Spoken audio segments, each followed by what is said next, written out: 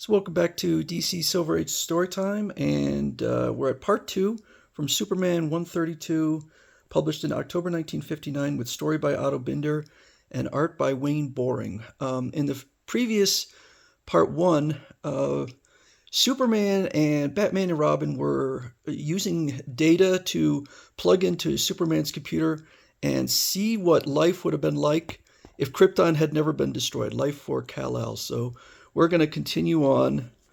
Uh, is it a bird? A rocket? No, it's Futuro. Such is the cry heard in Kryptonopolis. One day as a flying man appears with amazing superpowers.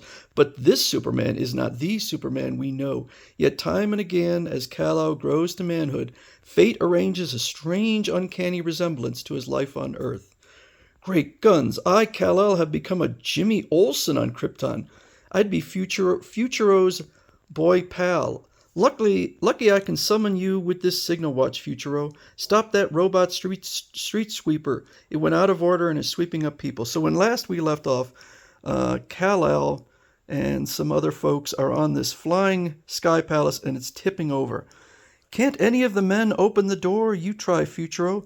She doesn't know. I'm just Zandu, the school teacher. I never went in for athletics, which he's got quite a build for a guy who doesn't go into athletics. Well, I'll give it a try. He does not realize, but a ray that hit him has given him essentially Superman-level superpowers. Great stars! Where did I get this sudden super strength? I lost my balance. Wait, somehow I can fly too. So he rescues everyone.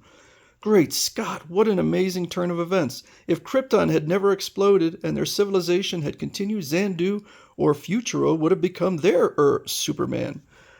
So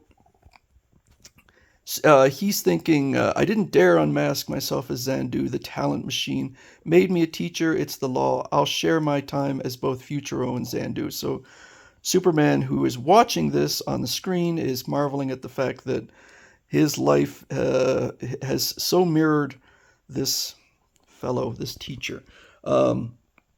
Meanwhile, not Clark Kent, but Kal-El is chaining poor Krypto to a machine so that he can go to school and won't be followed. But, great moons, Krypto came crashing through the wall to follow me, dragging that machine like a toy.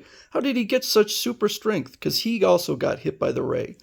So, now he spots Futuro flying through the city and uses Krypto to assist him and follow Futuro, who apparently does not notice Kal-El following him. Futuro, you're really Zandu, my teacher. You saw Kal-El? Well, you know my secret now. I'll explain how both your dog and I gained superpowers from my superstatic machine. And so he explains why I became Futuro's pal, just as Jimmy Olsen. So he gives him a ultrasonic signal watch, just as Jimmy Olsen has one. So they're observing later. The Krypton has apparently decided to initiate Project Dummy to build an artificial replica of the planet Krypton. Wow, it's as big as Krypton itself. They're ready for finishing touches now on the outside. So it says the fake twin world is done. It's to fool any space enemy that might attack.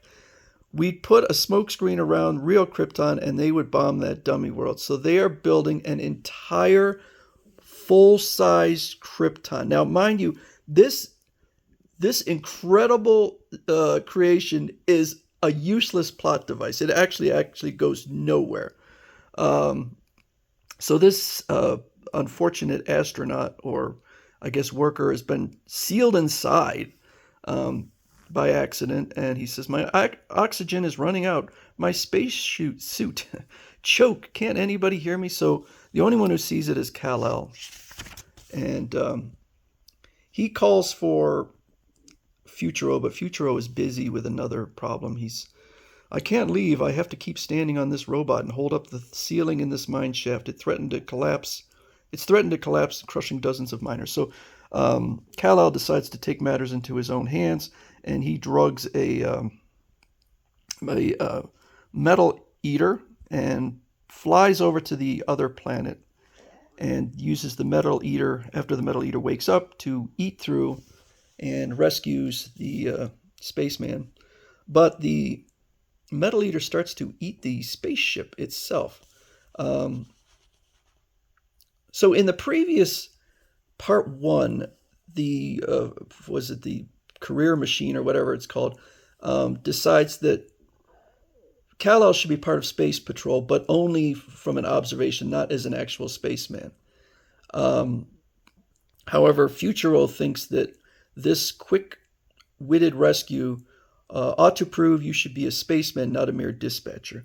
But when they go back, this fellow says, you acted like a good spaceman, but the talent machine appointed you to be a dispatcher. It is never wrong. But Futuro looks into the machine and says, I found out before that I have a have a X-ray vision. Aha, a loose wire. That's what made the machine give the wrong answers recently. I'll fix it, then run your test again. So apparently this random machine that with the ray that hit Futuro gave him pretty much exactly the superpowers of Superman. Um, and so after he fixes the machine, this time it says Kal-El will be the ace of the Space Patrol. The Krypton Council will go by this true rating. The other boys will be re-examined too, and probably some will get worse jobs, but you know. Futuro, if you took the test over now with your superpowers, the machine wouldn't rate you a mere teacher anymore. Shh, I still like teaching as well as doing super deeds. Let's forget to mention to the council that I'm leading a double life.